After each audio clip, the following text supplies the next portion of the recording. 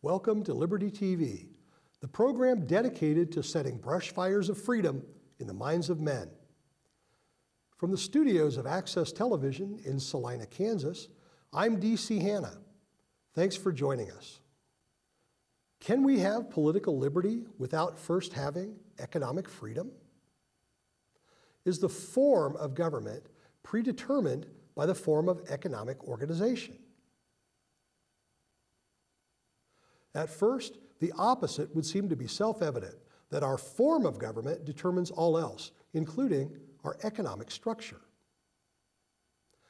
Progressives and so-called democratic socialists believe that government's role is to control the economy for the common good by taking from those with greater wealth and redistributing to those with less in the name of equality. But democratic socialism is old wine in a new bottle. Central control and redistribution of wealth are the antithesis of freedom. This was well known to the economists and political philosophers of the 19th and 20th centuries. In his book, Human Action, the economist Ludwig von Mises explains freedom, as people enjoyed it in the democratic countries of the West, was not a product of constitutions, bills of rights, laws, or statutes. These documents aimed only at safeguarding liberty and freedom, firmly established by the operation of the market economy against encroachments on the part of office holders. In his book, The Law, Friedrich Bastiat said, "Economy precedes politics. The former has to discover whether human interests are harmonious or antagonistic, a fact which must be settled before the latter can determine the prerogatives of government." Milton Friedman wrote in Capitalism and Freedom that economic freedom is a necessary freedom and is also a vital means for political freedom. He argued that with the means of production under control of the government, it's nearly impossible for real dissent and exchange of ideas to exist. Additionally, economic freedom is important, since any voluntary and informed transaction, as he described economics, must benefit both parties. The libertarian believes that economic freedom is the foundation of all freedom. Because we recognize this foundation, we know that attempts to pass laws or even change the Constitution to ensure our political liberty would be wasted as long as our economic freedom continues to be usurped by government. In other words, limited government would fade in the face of the modern regulatory state, and no law can protect us from its deprivation. Economics not only trumps politics, it determines its very form. The root cause of economic interventions is the mistaken belief that government can improve our lives by making decisions for us. Let's compare governmental action versus voluntary action or a free market. Economic interventions by government are coercive in nature. Money is taken without the consent of the victims by the threat of force or financial ruin. Voluntary cooperation in the marketplace, on the other hand, requires only access to an honest criminal justice system that would enforce contracts and protect rights. Government mandates require government coercion for their enforcement, including, for example, the mandate that everyone contribute to the government's Social Security and Medicare programs. Although the public requires no government mandate to buy any of the wide-ranging retirement savings and health insurance products available on the free market, government must force us to participate in its Social Security and Medicare schemes. Without the mandates, few would participate because many understand that these programs are fatally flawed transfer taxes or Ponzi schemes, posing as retirement savings and health care plans. There are no real profit-producing assets from which to pay the plan's distributions, merely the promise by government that it will continue to force others to pay you in the future as it forces you to pay others now. These programs must be maintained by the police power of the state. And what may appear to be widespread acceptance of the Social Security and Medicare mandates is really the vociferous support of those receiving benefits. Meanwhile, the taxpayers who understand the reality of the program continue to pay just to stay out of jail. The more government meddles in the economic sphere, which should require no regulation at all since it is completely voluntary, the more police power is necessary to force us to comply. All government agencies possess huge enforcement mechanisms that not only can confiscate our property, but take away our freedom. OSHA, the Occupational Health and Safety Administration, is little more than a government-supported extortion racket, finding nebulous health and safety violations in the workplace that apparently don't concern the actual workers themselves, who haven't been chained to their machines for quite some time now. The Environmental Protection Agency, the EPA, shuts down businesses and threatens entire industries for violations of arbitrarily established environmental standards that are of little concern to the people affected. The threat of government-caused imprisonment or financial ruin coerces businesses into spending more and more, reducing their profit and reducing the capital available to pay employees. These arbitrary standards are depriving Americans of the opportunity to work at higher-paying jobs. Their freedom to enjoy a higher standard of living has been usurped by the government. Speaking of jobs, just try practicing some profession that requires a government-issued license, even if the parties using your service don't care whether you have one or not. Better yet, employ someone who's willing to work at a wage rate below the prescribed minimum or who's willing to work without health care or family leave benefits. The police power of the state will descend upon you, even though there's no dispute between you and your employee. Want to reclaim discarded furniture, refurbish and sell it out of your house? Better not try to do that without a business license and a storefront in an area that's properly zoned. Do you want to hire an able-bodied man to do some work at your place of business? Look out.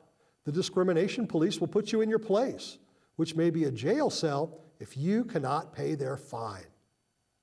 No truly limited government can perform these police functions, so expecting a limited government in a world where such regulations are common falls into the category of cognitive dissonance. It can't be both. The truth is, we're just kidding ourselves that we're a truly free people with a government that is subservient to our wishes and exists primarily to protect our life, liberty, and property. Keep this in mind the next time you hear that some new economic regulation has been proposed or implemented, because with that regulation comes an ever more powerful and coercive government. You often hear me talk about libertarianism. Today's video from the Cato Institute discusses our philosophy of personal freedom, personal responsibility, and limited government.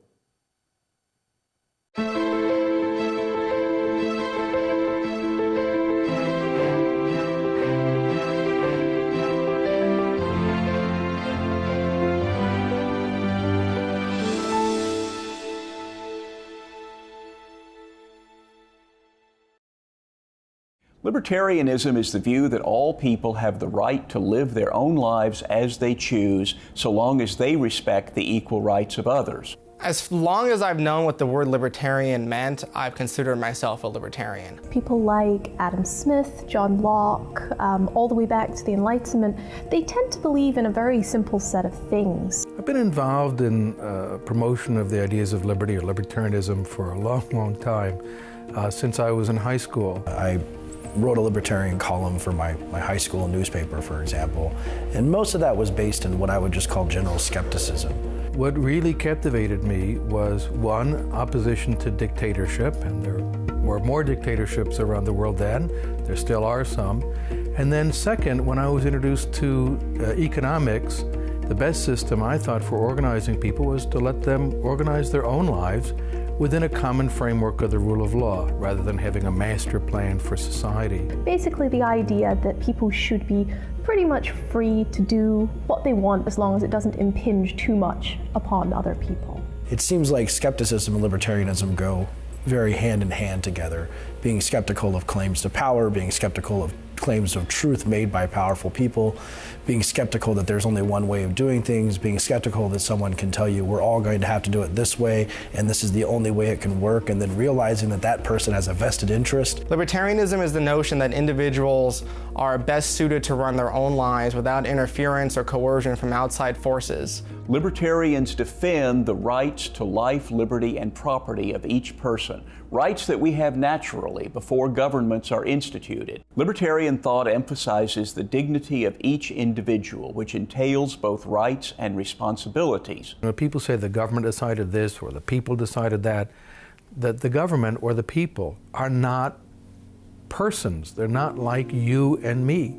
They're made up of lots of people. When people casually say, we decided, the people decided, the government decided to do this or that, libertarians ask, what does that mean? It means some people were deciding for other people. It turns out government isn't some powerful big person making decisions. There's nothing special about people in government. There's nothing particularly worse about them. There's nothing particularly better about them. When you go from the private side to the public sector, you don't grow wings. You don't ditch devil horns and suddenly get a halo. You don't become more intelligent. You don't suddenly become an expert on economics. None of those things happen. You just move from an area where you're in private life to an area where you suddenly have control over people. The progressive extension of dignity to more people, to women, to people of different races, religions, and sexual orientations, is one of the great triumphs for liberty in the Western world and increasingly the entire world. Because individuals are moral agents, they have a right to be secure in their life, liberty, and property. These rights are not granted by any government or society. They're inherent in our nature as human beings. One of the central pillars of the whole libertarian approach to the world is the idea that individual human beings have the right to manage their own affairs. They have rights to govern their own lives. Respecting individual rights means respecting people's autonomy, it means respecting their dignity, and particularly it means treating them in the same way that you would like to be treated. A great libertarian abolitionist, someone who worked to abolish slavery in Brazil, Joaquim Nabuco, put it very neatly. He said we should love the freedom of other people. And only if we love the freedom of other people will we truly appreciate and treasure our own. It is intuitively right, we might even say it's self-evident, that individuals should enjoy the security of these rights. The burden of proof should lie with people who would take those rights away. A great degree of order in society is necessary for individuals to survive and flourish. And it's pretty understandable that we think order has to be imposed, the way we would impose order on a stamp collection or on a business that we might create or a project. What we have trouble understanding is that the greatest degree of order in society actually arises spontaneously. It turns out that you don't need a commanding power or a dictator to create order. Most of us are hardwired to think that when there's order, someone must have created the order. Think of the most important institutions in society. Language wasn't designed and written down by anybody. It evolved spontaneously. Same thing with law. And perhaps most importantly for our purposes, the free market. The market is not planned. The market is not designed by anyone. The market is the product of thousands or millions, even billions of people making choices every day based on what will make them and their families better off. That's the order of a free society. It's unpredictable, you can't predict the details of it, but it's nonetheless orderly and harmonious. And that's what libertarianism is about.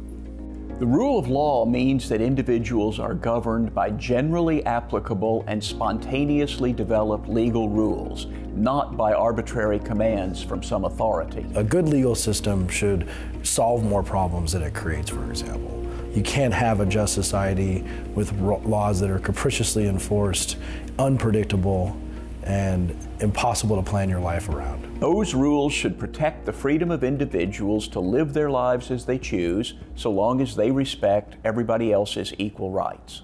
To protect our rights, individuals form governments. But governments are dangerous institutions. Libertarians have a deep skepticism about concentrated power because they understand what Lord Acton said, that power tends to corrupt and absolute power corrupts absolutely.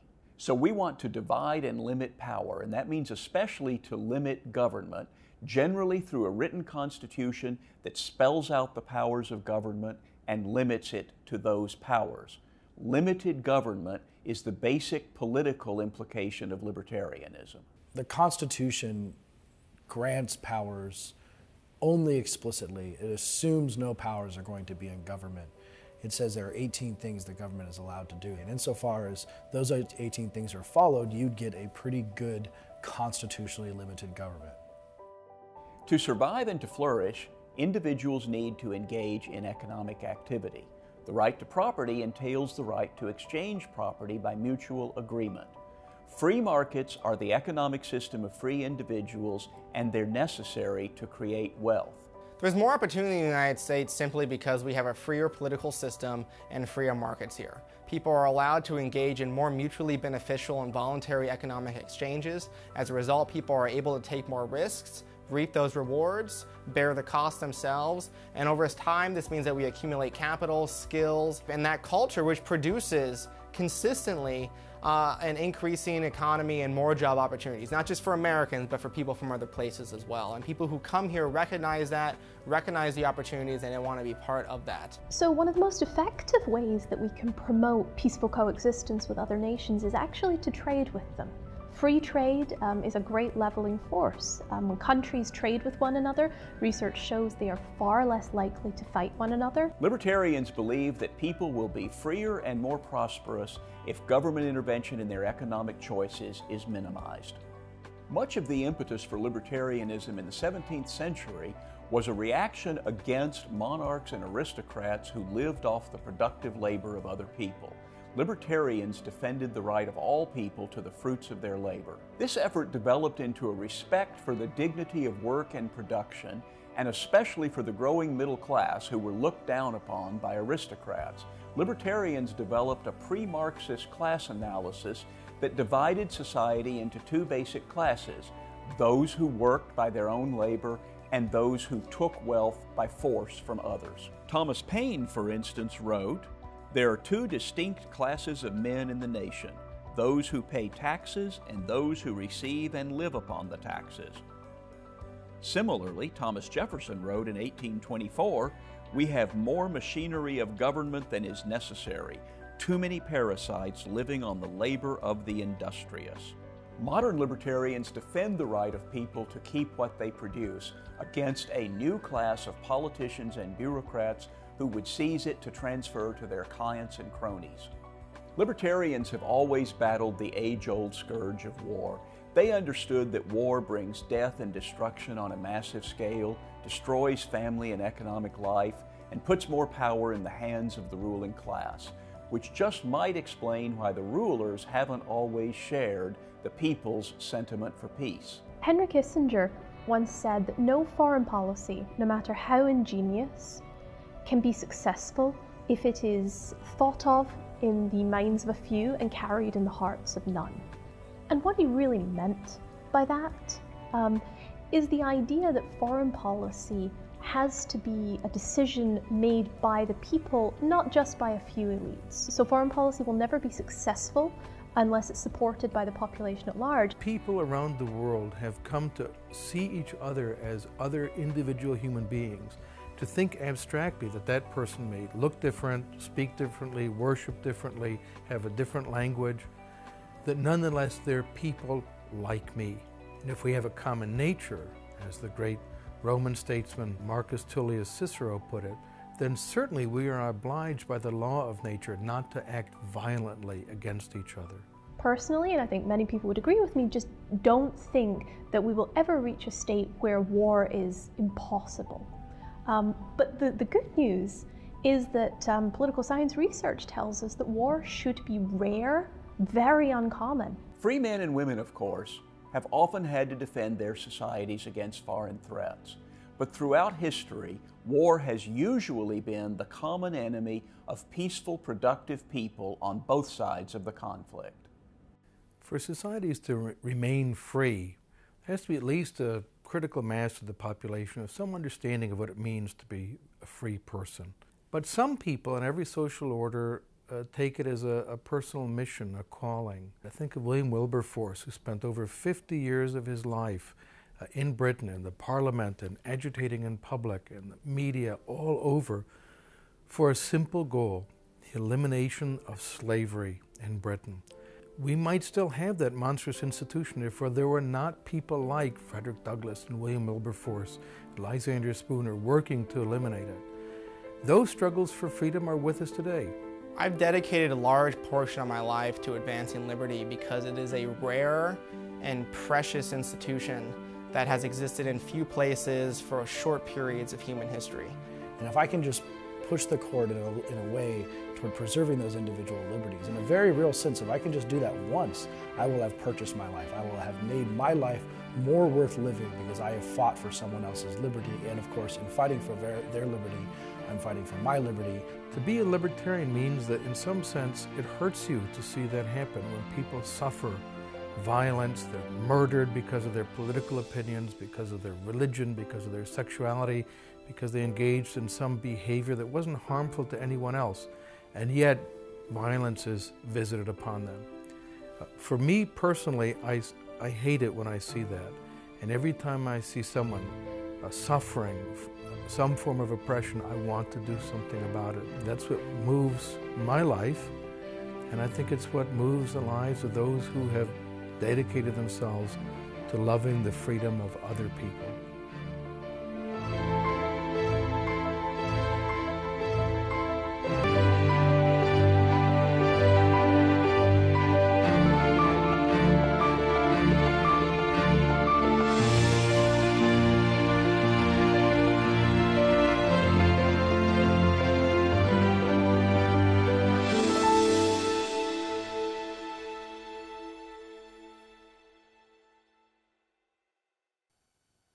This has been Liberty TV, produced in cooperation with the Libertarian Party of Saline County. Tune in next time when we will continue to set brush fires of freedom in the minds of men. I'm D.C. Hanna. Live free or die.